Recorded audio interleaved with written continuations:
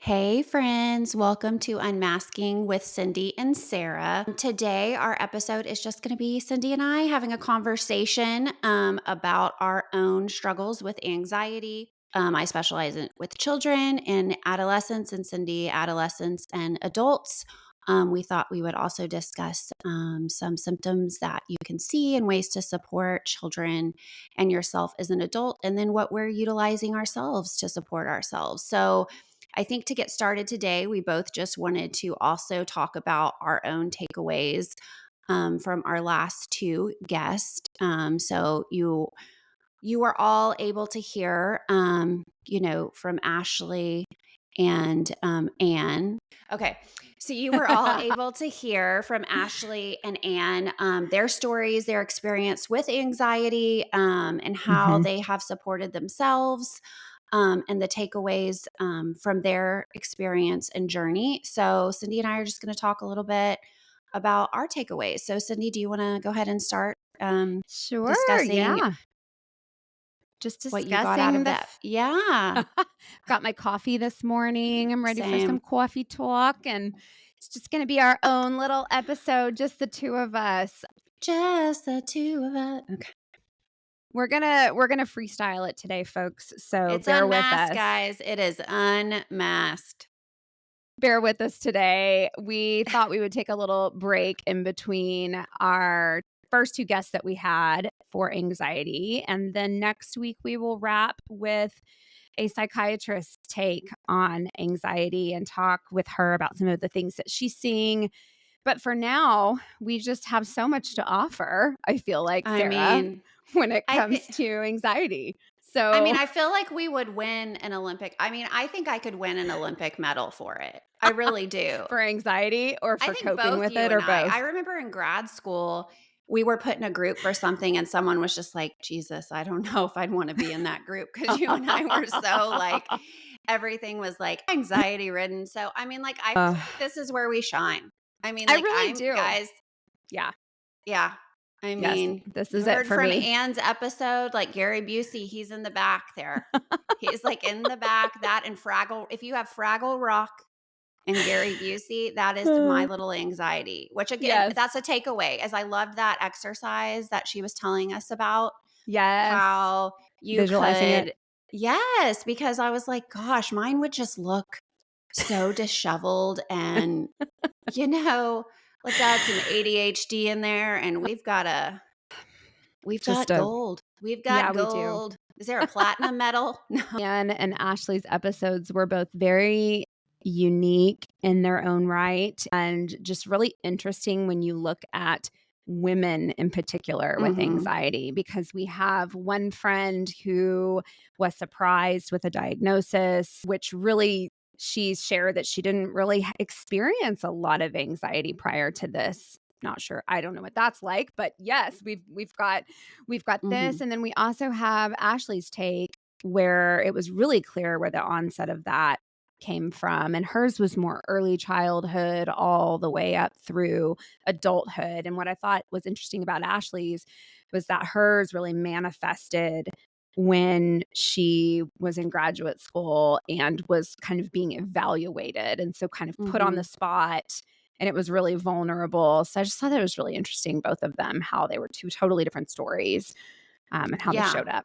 Yeah. No, I totally agree. And what I loved about both of their stories is the resilience and how Mhm. they've picked themselves up from situations and moved on. And I think the thing is we all have anxiety to some Yes. degree because we have to. It's a protective factor, right? Like if you're in danger, you need to have anxiety to Mhm. protect yourself and to be Mhm. aware of dangerous situations and things like that. And so I loved how they shared in their stories they're able to have, successful careers, successful life, moving up. Mm. I think a lot of people think of anxiety as something that is so debilitating, which it can be. It can be very Sure. debilitating.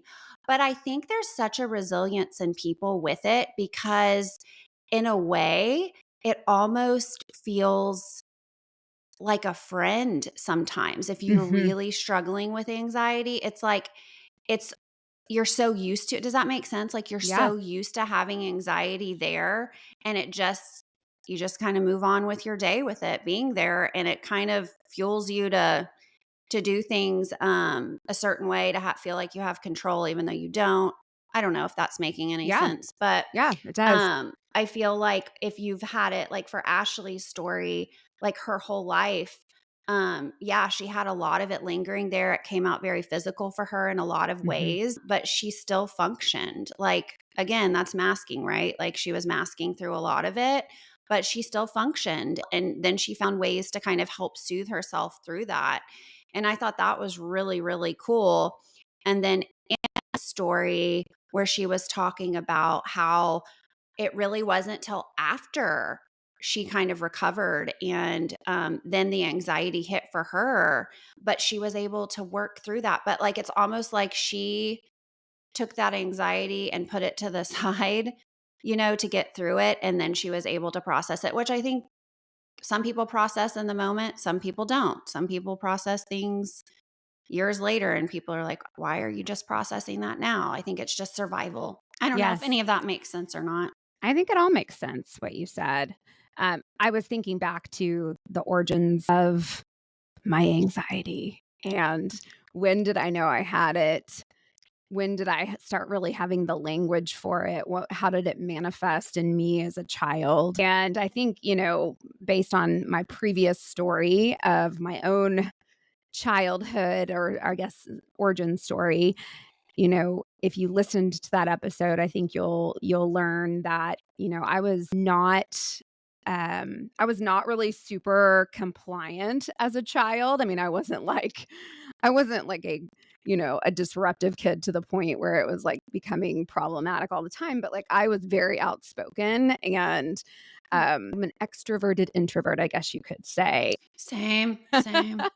And so, but I never felt as a child, I never really remember feeling super nervous or anxious. I kind of just showed up and did my thing, but it was really more college age where it hit for me. I remember I had a paper due and I could not fall asleep.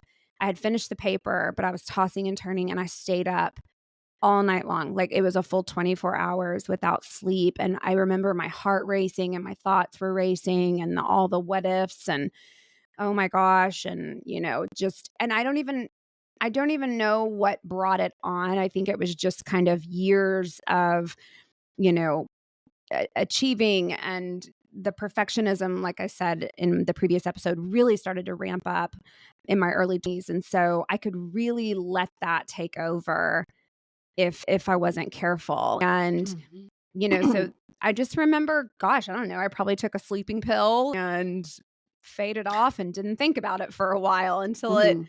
showed up again years later as a new mom. So I I've been visited at times and didn't really know what to call it because I don't think I Yeah. was really given the language. What about you, Sarah? Well, and you know what? I think, yeah, because you weren't given the language, there were probably things going on too. Like, you were Mhm. in survival mode. So it's kind of like Anne's story, right? Like, you got to college, and maybe not being in your family of origin Yeah. at that time, um, you were able to start processing a lot of things that you'd been through.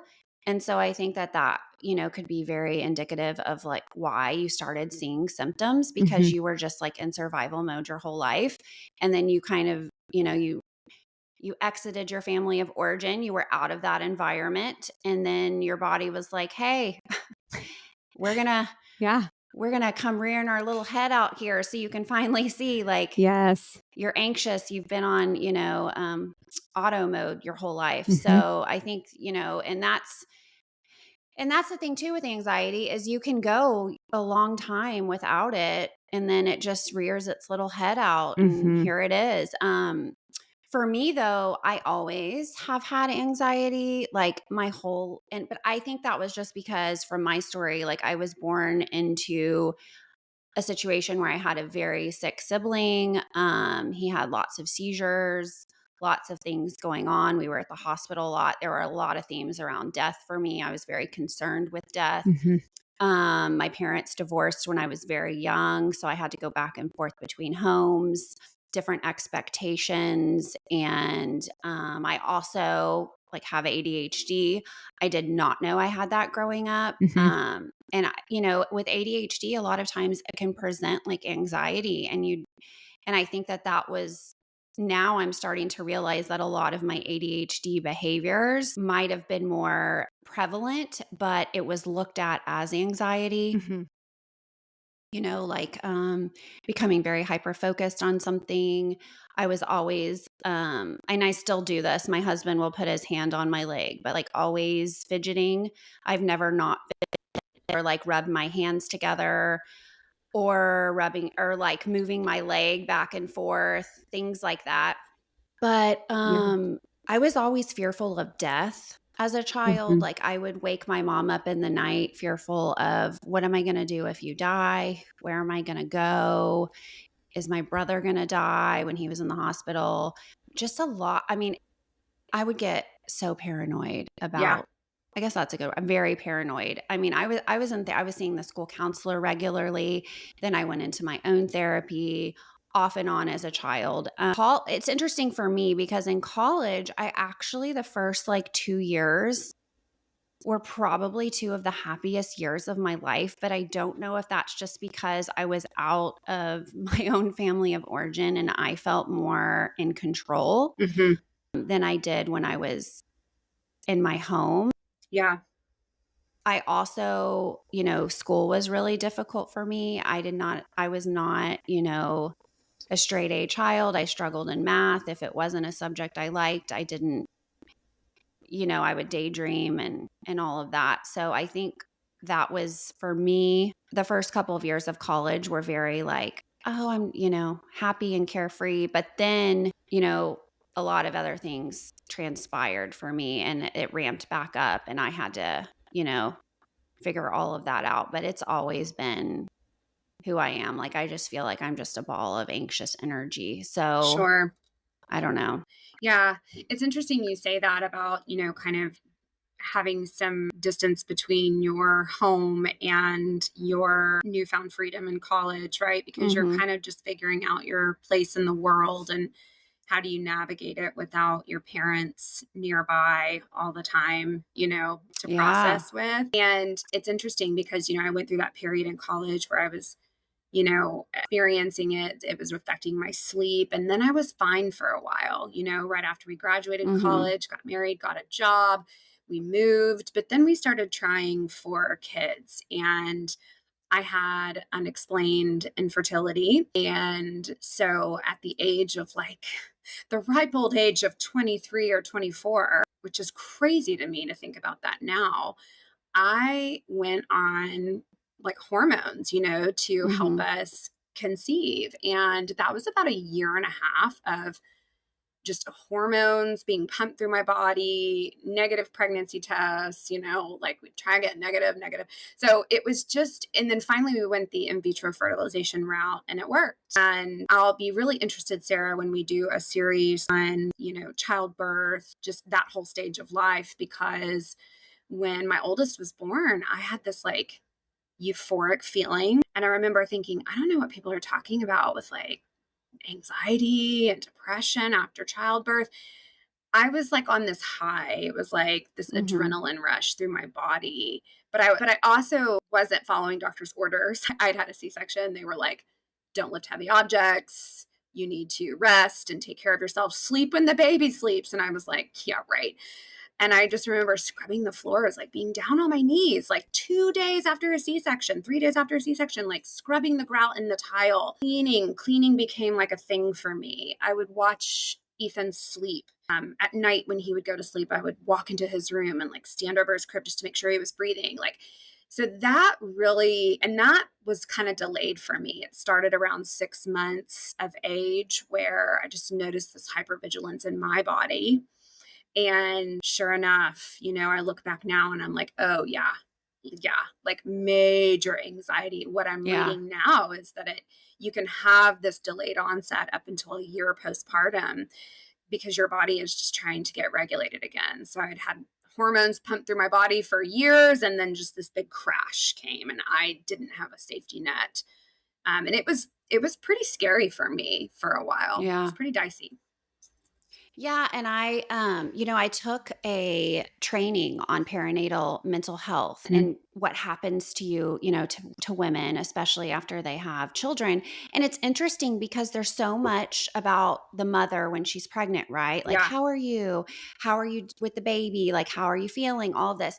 The baby comes and it's like, bye to the mom Yeah, and everything's the baby, the baby, the baby. But like, you've also, I'm sorry, but I think childbirth is a traumatic event. it I mean, is. it is a huge thing for anyone to go through. And we are going to do a series on perinatal mental health. Yes. But when I was in there, a lot of times they said the women, it's at 6 months that it'll hit because Mhm. it's almost like, again, like Anne's story, like you're in it, you're living, you're surviving, but you're also exhausted. And at 6 months, the baby can start sleeping a little bit better, but then your body's going, hey, what have we been holding on to? Or Yeah. maybe your baby's not sleeping. Everybody's child's different, but I think there's also, just like everything else we've seen, like where we talk about autism spectrum disorder, ADHD, it's a spectrum of how people can be. And I think everybody right now looks at it or maybe not anymore, but they used to look at it from like, if you're on the spectrum, you're nonverbal, you can't make eye contact, you can't do all of these things. Well, they're finding that's different. I mean, Mhm. every child is different. Same with mothers. Like, it's not just like, I want to harm my baby. There's things, because I remember going in, like, after having Olivia, at my 4-week checkup, and they were asking me, like, okay, how are you feeling? Do you want to harm the baby? And I'm like, no, I don't want to harm my baby. But I also don't want anyone else to hold my child because Right. I'm afraid they're going to drop her and her head's going to crack open. Yeah. And I'm not sleeping at night because I want to make sure she doesn't have SIDS. And I'm staring at her as she's trying to Mhm. sleep next to me in my bed, and I'm not getting any rest. Yeah. But all they really cared about was, do you want to harm your baby?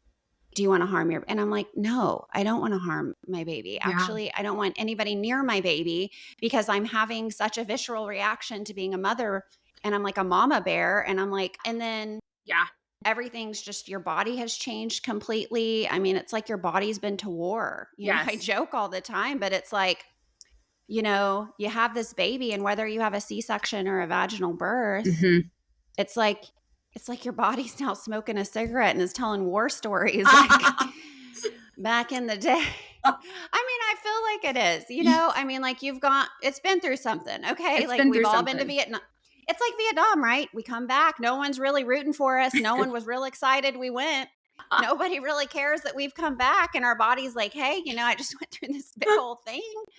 It's like smoking a cigarette, telling war stories out there. Oh, And so that's true. just me with my humor to get through stuff. But yes, there's a huge thing of like having anxiety, like Mhm. perinatal anxiety. Mine hit huge with a lip, like I just mentioned. I Mhm. think I was so thankful to have you as a friend. And I know you felt very alone in all of that. Yeah. And I was thankful because you checked on me. Like, Mhm. you were like, are you okay? What do you need? Because it's very isolating too Yes. when you feel like you can't have it together as a mom. Mhm. And you see on social media all of these moms that are just like euphoric and loving Ugh, every minute of I it. was so And pissed. oh man, I still feel resentful of my first year with Olivia, of Yeah. like not getting to just like enjoy Mhm.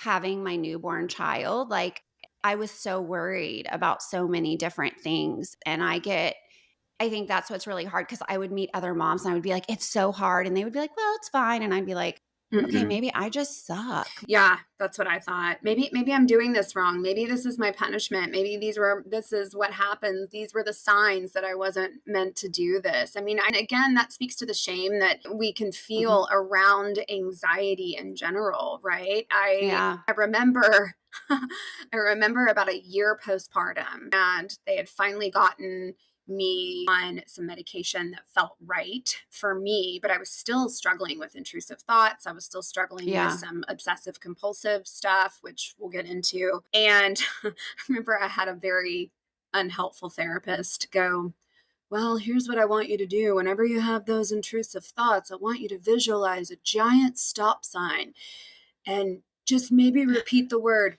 stop, no.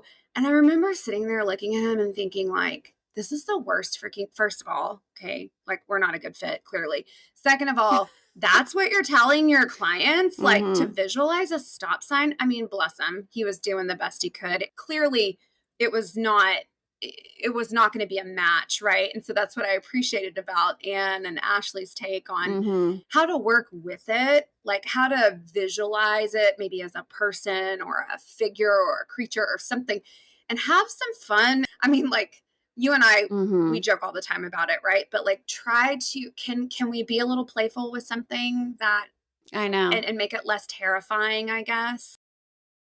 Yeah. Ambien and stop signs in your mind are not where it's at, folks, or at least it wasn't for me.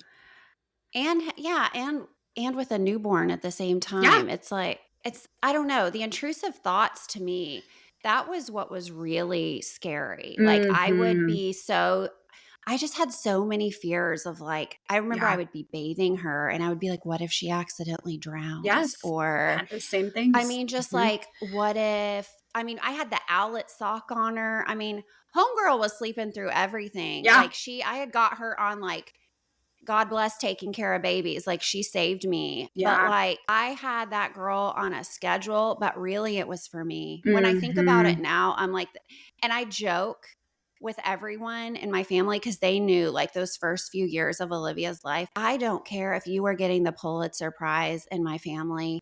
If it was during Olivia's nap time, we cannot make it. Okay. We cannot make it because I needed sleep. And I Yeah. needed her on that predictable schedule because the intrusive thoughts for me were so intense Mhm. and I needed something I had control over. And I Yes. had control over the schedule and I had control over, okay, I can put an owlet sock. That's one thing. But then I would become obsessive of looking on my phone Mhm. to make sure her oxygen level was okay, even though it would alert me, like things like that, that were just like our whole in our house it's hardwood. It used to be tile, but we got hardwoods put in. Mhm. And I remember just thinking, "Oh my gosh, like what if someone like drops her on her head and she has Mhm. a traumatic brain injury?" Mhm. And then she had to get a helmet because she was born. There are all these other things that went on with Olivia. Yeah. I think a lot of it started when I couldn't breastfeed in the hospital because she had a tongue tie that we didn't know about for like the Mhm. first 2 years of her life. And I was really shamed. Like I had four, what are they, lactation Lactation consultants. consultants. And the last one came in and I was like crying, trying to get my child to latch in the hospital. Mhm. And she was like, I just don't think you're really into this. Should I go get a bottle? And now knowing who I am, I mean, I was a sweet little mom. Now I would be like, you can You go. can go. Goodbye. You can go. Yeah. Okay. Yeah. I got some choice words for you. Bring in the formula. Right. But I was like crying. And my husband, God bless him, he was like, no, he Mm-mm. goes, we need to go home. Yeah. He's like, y'all are making her feel terrible in here. She's Yes. doing the best she can. She's a first time mom. Mhm. Mhm. And, then we found out my child had dairy allergies. I had my aunt die in the middle of all of like within 3 weeks of my child being born that I was close with. Yeah. It was just so much and so much shame. Like I didn't realize how much mom shame there was. And like Cindy, I knew all of it, right? Like Yeah. I graduated with a degree, Mhm. my master's in counseling, like and child development, all of it. I knew what was coming. Like I Yeah. knew, but it's still just it's like again a visceral reaction to all of Yes. it. And I think that with anxiety, it's just like not being able to feel in control is the scariest part. Yes. Yes. And it's, well, yes, I think of the word rigidity. Rigidity comes up for Mhm. me over and over. I listened to something recently about obsessive compulsive disorder, and whether or not we want to get into labels or not, that's for another time. But I think for me, looking back, I can find times in my life where when things were out of control, right, or unpredictable, which was most of my formative years, let's be honest, I would find like little things that I would do, like weird stuff, like I was telling you the other day, Sarah, like around fall, you have those acorns that drop on the ground. And I still Yeah. do this to this day. I'm 45 years old and I do this to this day where I will step on it with my left, but then I have to step on it with my right just to make things even. Okay. Like Mhm. it's a weird sensory thing for me. No, I get I've it. got about 10 different of those different things that I do where it's sensory, but then it's also like it's a pattern and it's like a Mhm. ritual. And none of them, thank God, are detrimental to me. Like I know that, we joke about it, but this can be very serious for people where Yeah. they're hand washing and they're, worried about contamination to the point where it's hurting them. So none of mine ever really got to that point. But what I'm saying is that the rituals, the rigidity, I Mhm. mean, motherhood was ripe for that for me. Like I would Oh, log yeah. how many minutes Ethan slept and then when he woke up and da da da da da, and so I look at postpartum and then also now that my boys are all grown and I'm through that stage, where does it show up for me now? And it's still very much ever present in my life. I have I have better ways to handle it now, a combination of Mhm. movement and medication and therapy and humor. I know what to look for now, I guess. Yeah, and I know too, Cindy, like you've done yoga for years, I and that have. has been It's been my saving uh, grace. I remember when you started it and you were like, where has this been my whole life? Like Yeah. that is your like Zen time. That is your, and you were also very aware too, because you decided one day you're like, I'm sober curious. Yes. And Just you just are stopped. much happy. I remember you had that conversation and you were like, Hmm. I'm not getting anything from it. Yeah.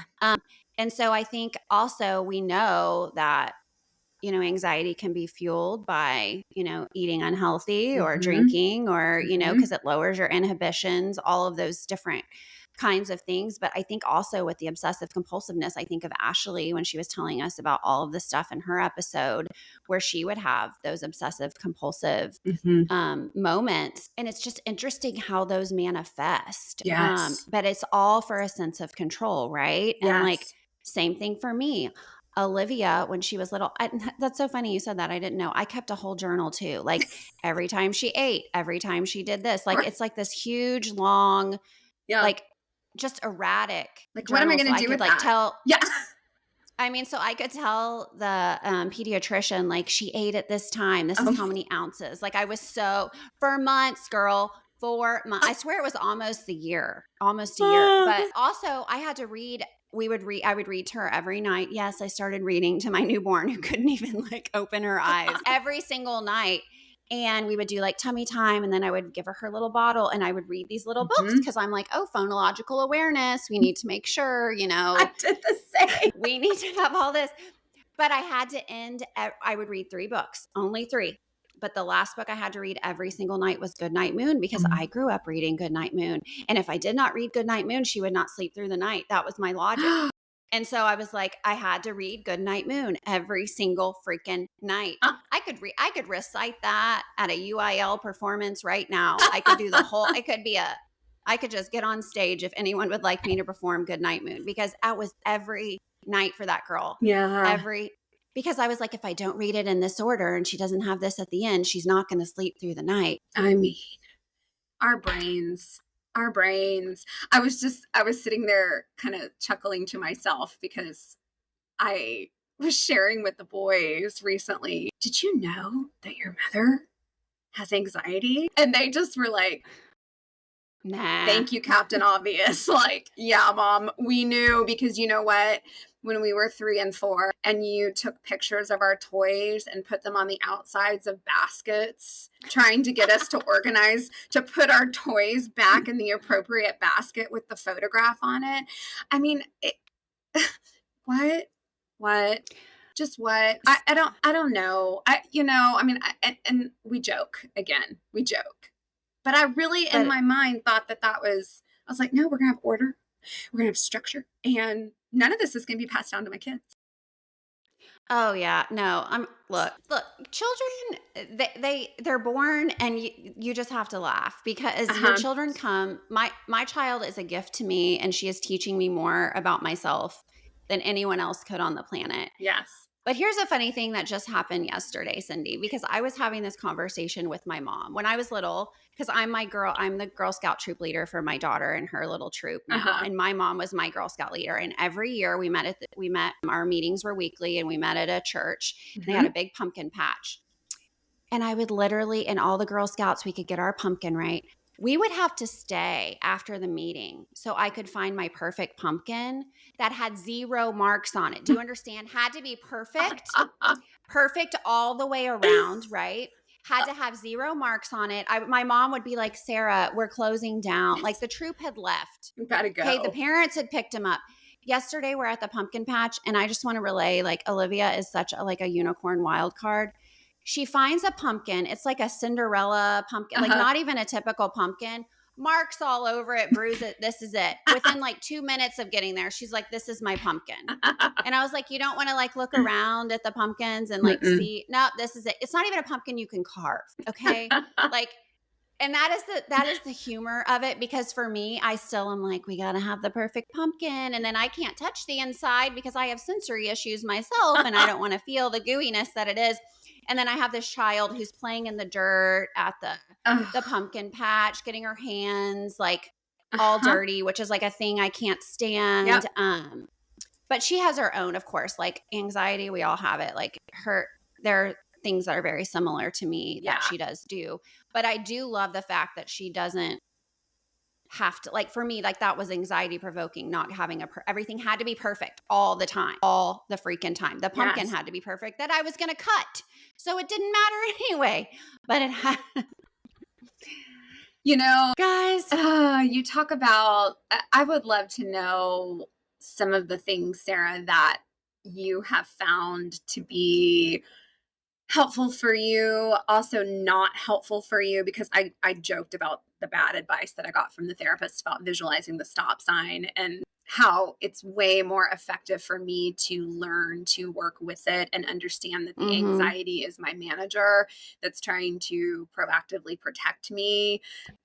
As you mentioned, yes, sober curious, haven't had alcohol in over 2.5 years now because of that very reason, right? Of like, you'd have some wine, a few too many glasses, and you'd wake up the next day with just this like intense anxiety of like, oh my gosh, now I know that anybody who has like an anxiety disorder of some sort, like when you are drinking alcohol regularly, it's like pouring gasoline on a fire, right? And initially takes the edge off and calms the nervous system, but then the backdraft is just incredible. I don't mess with that anymore.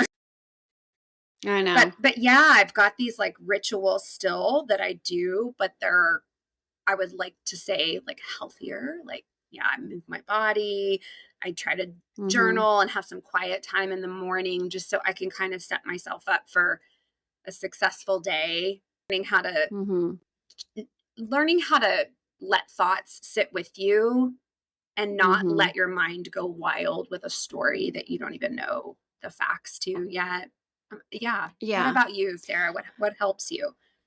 Well, for me, I notice a difference. I take Pilates. So whenever I do Pilates, I notice like a huge difference. But I also go to therapy, and I've been in and out of therapy my whole life. But one of the things that really helps me is, and I do this a lot with my little clients that I see, it doesn't work for all of them, but for some it does, is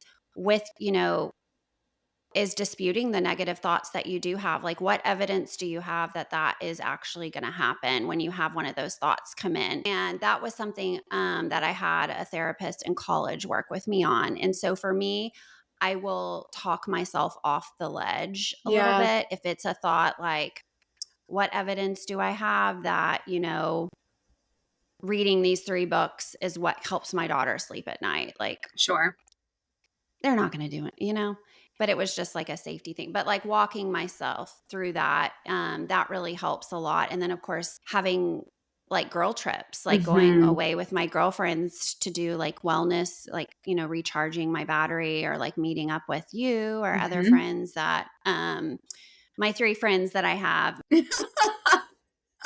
meeting up with my 3 people who have I've made in my life, the 3 people that are my safety people. But Yeah. or just venting, like calling and just saying I'm really struggling, Mhm. and talking about it, or I'm feeling anxious. I also have really recognized in my body now Mhm. that I'm older. I remember I actually I actually did have some panic attacks as a very young child. My grandmother even called my mom once. It was a really bad one. And I remember it clear as day. I mean, Yeah. yeah, I mean, I can't even explain how terrible that one was. I've had a few of those, but Mhm. I also, when I was first married, I thought I was having a heart attack, and Josh and I went to the hospital, and it was just anxiety, Yeah.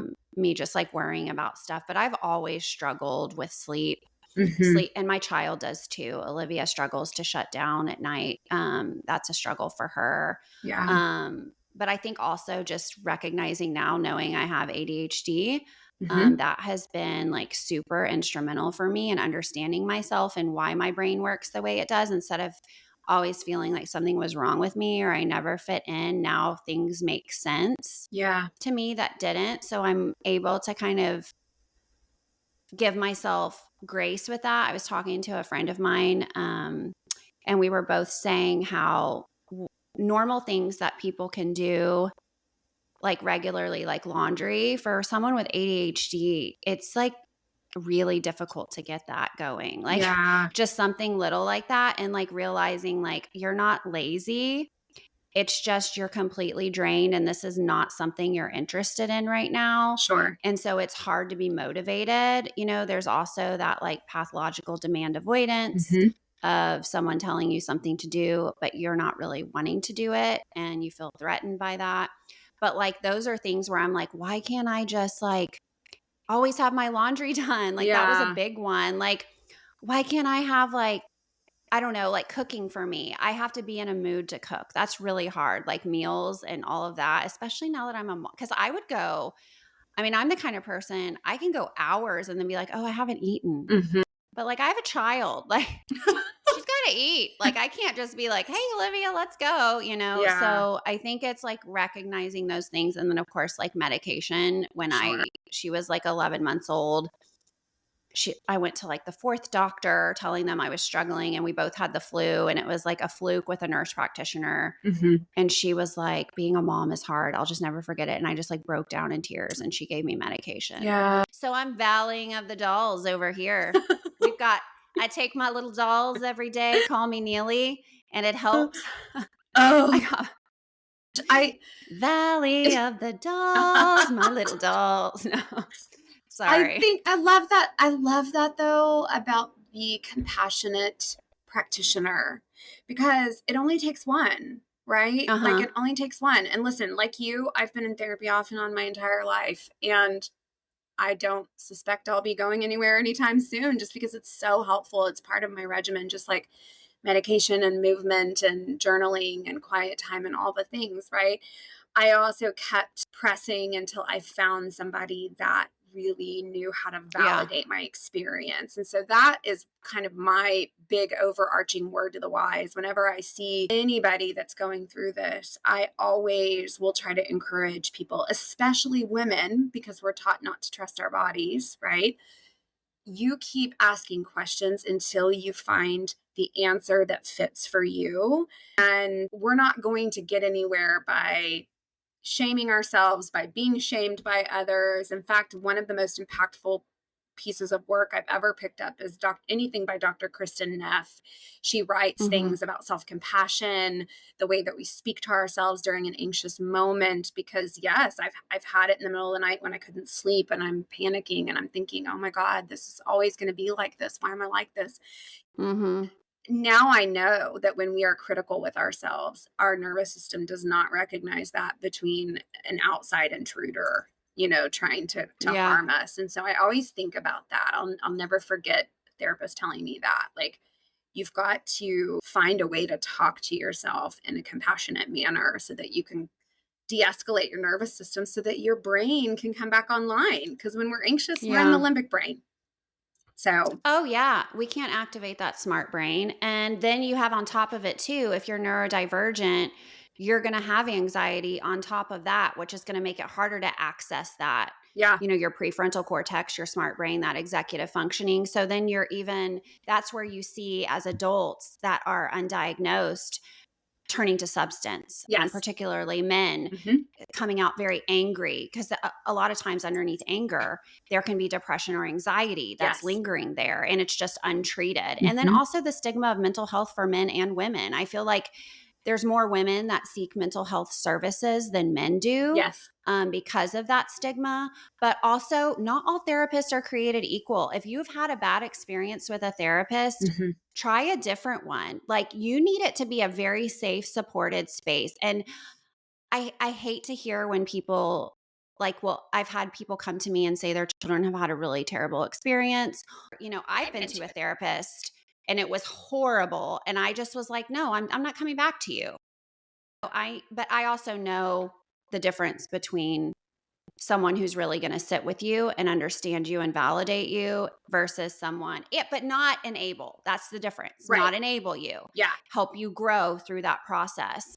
But yeah, I think it's just so different Hmm. how it is now with mental health and with anxiety and how it presents. I mean, and I Yeah. think and it's just very different if we're, going in that, and children, it presents very different as well. Yes, absolutely.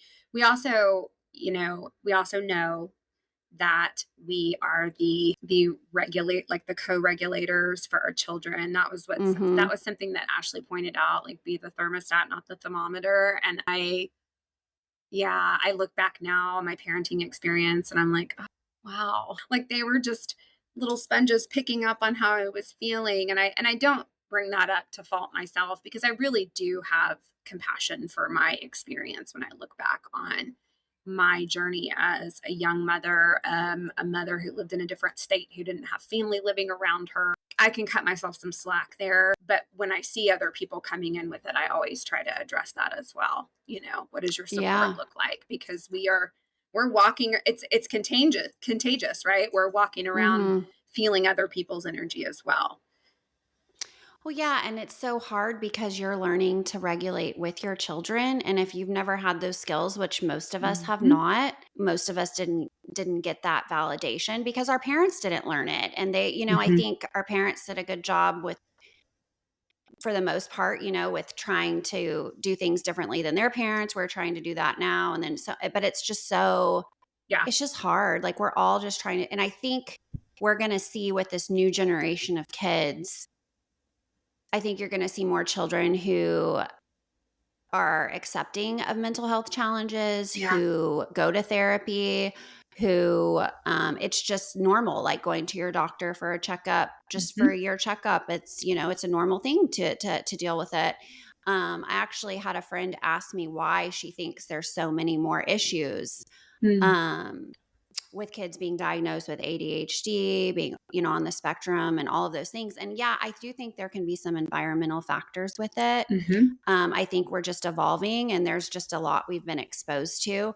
But I also think we're just getting better with Yeah. medicine and how people are. And we all have different brains. We're all wired differently. Yeah.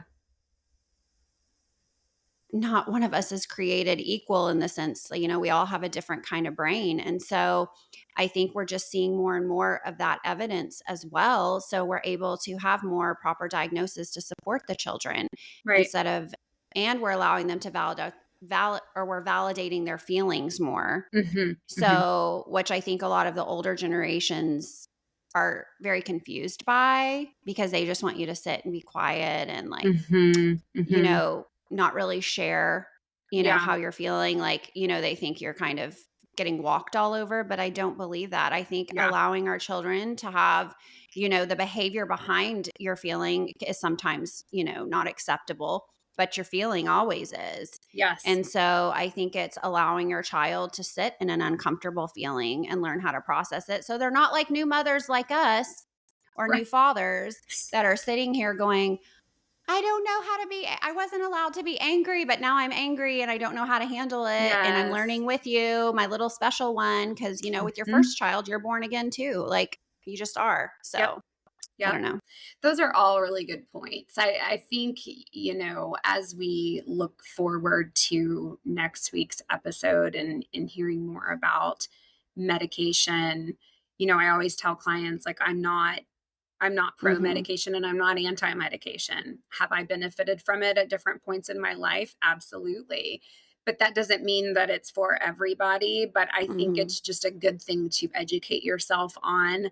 I know there are also holistic psychiatrists out there that will check your levels first, vitamin D, things like that, to kind of take a more proactive approach too. So we can really kind of look in detail about what's going on in the body. But I think it'll be really useful next week. I'm really looking Yeah. forward to hearing more from that field, just because as Yeah. therapists, we work closely with psychiatrists, but we don't often have the conversations with them that I Mhm. think we would like to be able to have. So that's going to be really cool. Yeah, and I think there is still such a stigma about medication, particularly with younger children. Mhm. Interestingly enough, children who are, not neurotypical and they are on medication, you know, sometimes it can be helpful in the sense that it is creating new pathways because if you have the medication, it's helping the child now have executive functioning. They create the new Mhm. neural pathways, and maybe they don't need medication in a few years. Maybe Yeah. after adolescence, they're fine. And maybe they just need medication for their ADHD when they're in college and it's, test time or it's something like that. But I think there's just such a stigma about it. Mhm. But you also have to look at if a child isn't medicated, where are they going to find that dopamine rush later in life? Yeah. Where are they going to search for that? So I am very excited to have Britton come on and discuss Yes. all about the medication, the stigmas behind it, what she's seeing in her field with it, because it is more acceptable, but there is still, I think, a stigma with a lot of it, especially with children Sure. and how that works. So I think it'll be good. Yeah. No, I agree. I just want to give our listeners a heads up that next week we will be wrapping with our anxiety series, and we're going to finish out this holiday season with burnout and grief, and not to keep it heavy or anything, but we just thought that that would be kind of an appropriate focus for the pod for the remainder of 2024, and then we'll shift over into some more women focused topics in the new year. It's the most wonderful time of year, Cindy. The most wonderful It's the time. most. It's just what Most. does Glennon Doyle say? It's just the most time of year. It's just the most. Like there's It just really, yeah, yeah. just everything, y'all. I So mean, it is. Yeah. And I feel like a lot falls on moms. So, yes, it or does. women in general. I shouldn't just put all mom, but there's Women a in lot. general. And Yes. then now, if you have little kids in school, even older kids, but little Hmm. kids, every week is something It's a where they dress have up to week. dress. They have to dress as something every week. We got field trips. We got all of it. Fundraisers, events, everything. And when you're like me and you turn into the room mom, Oh gosh. Oh my God. My thoughts and prayers are with you, Sarah. My thoughts and prayers are with you. Those days are not too far in my rearview mirror. Yeah. So oh, thanks, listeners, for hanging with us this week, and stay oh yeah. And the tuned. website. Yeah. And our website's going Yes. to be launching. It's So going to we're be really launching. excited. We're really Check it out. Yeah. yes. And if you want to be on the pod, we love to hear from friends. We love people to Yes. come on and talk. We'll have a special spot on there you can sign up. But yeah, we are just very excited to Very excited. continue our little fun journey. Yes, So this has been great. This has been great. So we wish you all a chill week, a relaxed week, and if be kind to something, yourselves. yes, be kind to yourself. If anything's causing you anxiety, decide if you can put it to the side for right now. Do something you love. Yeah. Watch a stupid show. Yes. Yes. What? What I Go was go just for a little walk. You know how there was those memes that's like, go for my here I am going for my little stupid walk. Go for a walk, guys. go for your little You know, stupid walk and watch your little stupid shows. I mean, do what makes you happy for at least 10 minutes. That's right. Put on a face mask. I love it. Scream in a pillow. Do what you need to do. And then go for your stupid walk. And then go for your little walk. Your li your little mental health walk, guys. I feel very official today, yes. But I know. yes, join us next week, friends. Thank you again. Check out our new website this week. It'll be linked, and we just can't wait. Yay. So thanks, everybody. Have a chill Bye, week. friends. Bye.